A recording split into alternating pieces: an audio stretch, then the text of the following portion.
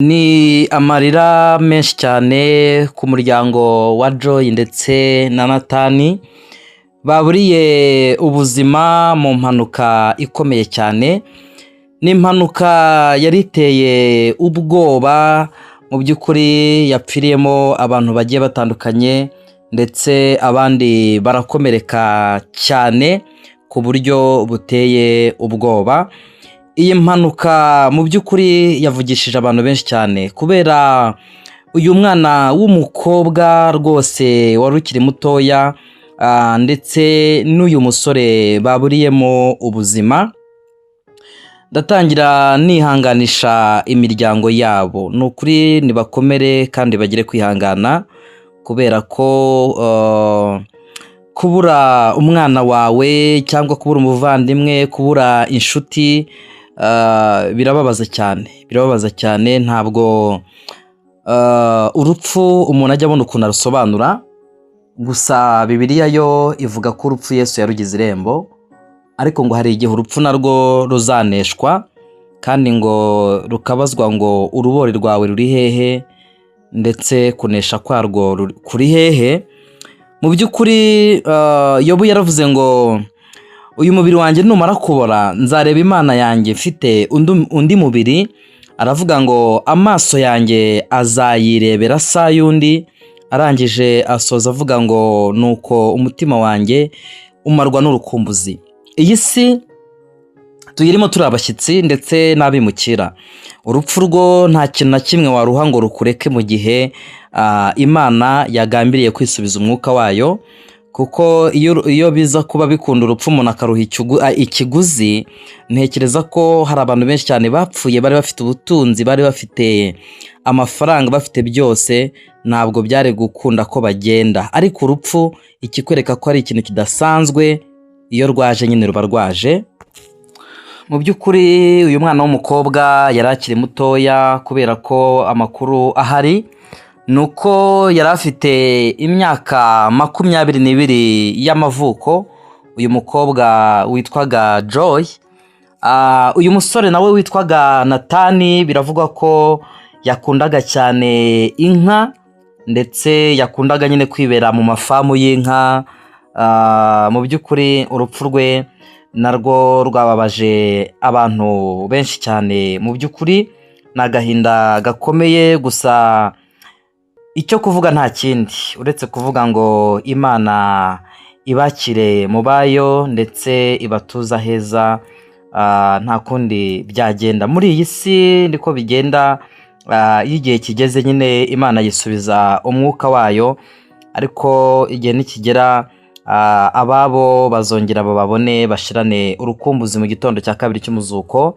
Cyane ko kubizera Imana, iyo umuntu avuye muri uyu mubiri bisobanuye ko aba asinziriye, kandi iyo yakoreye Imana agapfa yizera, aba azazurirwa cyangwa azakangukira guhabwa ubugingo buhoraho muri Kristo Yesu.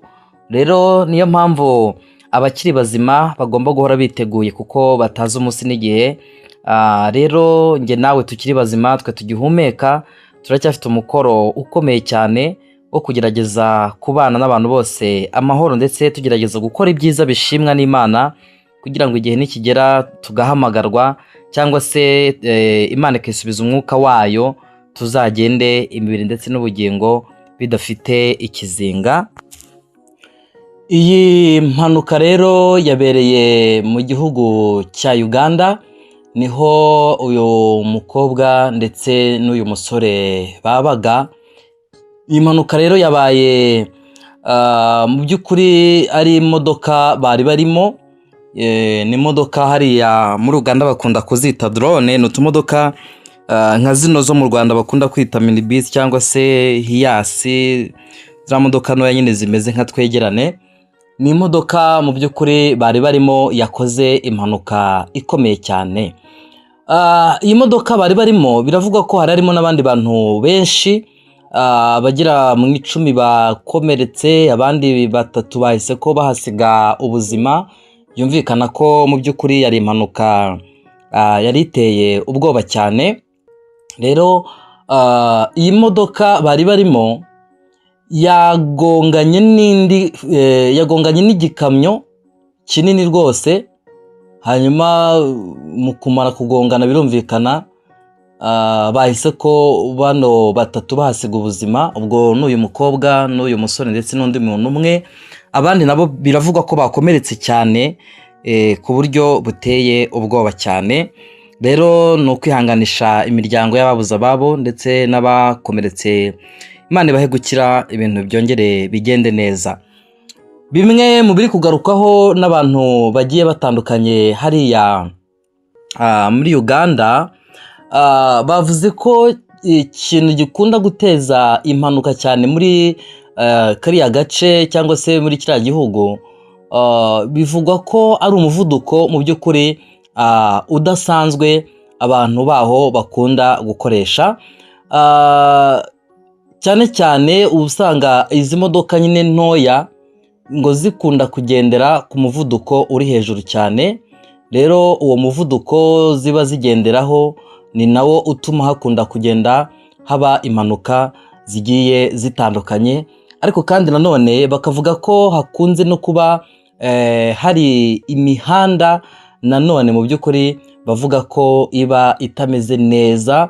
Inshuro nyinshi usanga kuyigendamo nyine bisaba kwitwararika, kubera ko haba hari imihanda mu by'ukuri bavuga ko iba itameze neza. Ariko ntekereza ko kuba imihanda itameze neza byagakwiriye gutuma mu by'ukuri abatwara ibinyabiziga bagerageza kwitwararika, kubera ko iyo uzi aho ikibazo kiri ugerageza no kukirinda kugira ngo bitaba byagira ingaruka ku bantu bari mu kinyabiziga utwaye.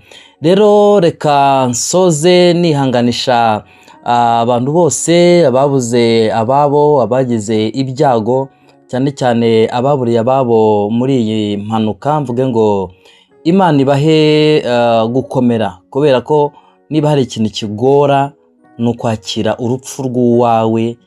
Ni ibintu biba bikomeye cyane, ni ibintu biba biteye ubwoba. Ariko nyine mu isi turi abashyitsi, nta kundi byagenda. Hari abantu b'inshuti zanjye bari hariya nabashije kuvugisha, bambwiye ko mu by'ukuri bababajwe n'urupfu rw'uyu mukobwa. Ni umukobwa utari umaze igihe kirekire ashoje kwiga kaminuza, kubera ko yashoje kwiga muri 2025 nibwo yashoje kwiga muri kaminuza. Ariko urumva ko agiye akiri mutoya ku myaka 22, nubwo ubona ko ari inkumi rwose. Mu by'ukuri ubona ko ari umukobwa mwiza cyane, ariko nyine ntabwo bikunze ko akomeza kubaho. Imana yisubije umwuka wayo, umubiri nawe usubira mu gitaka nk'uko wakuwe mu gitaka. Niyo mpamvu njyewe nkunda kubabwira nti, nubona umuntu mwakoranaga, uwo mwasenganaga, uwo mubana hirya no hino mu kazi, aho wiga, ukabona arapfuye, bikwiye kuguha isomo. Ukavuga uti se runaka ko agiye, njyewe nsigaye kuko nakoze iki, doko ni iki murusha. Biguha isomo ryo kumenya ko nawe igihe kizagera ugapfa. Hanyuma bitume witwara neza, ugerageza gukora ibyiza kugira ngo wemerwe n'Imana. Muri sosiyete, aho ukorera, aho uba, baturanye, gerageze kwitwara neza kugira ngo Imana ubwo izisubiza umwuka wayo uzagende mu by'ukuri utabarutse neza, nta kibazo n'iki na kimwe. Imana nibaho umugisha. Ntugende udakoze subscribe kuri channel yacu kugira ngo ibintu byose bigende neza. Mwari kumwe na Dani, ndabakunda cyane. Duhurire mu nkuru zacu ziri imbere.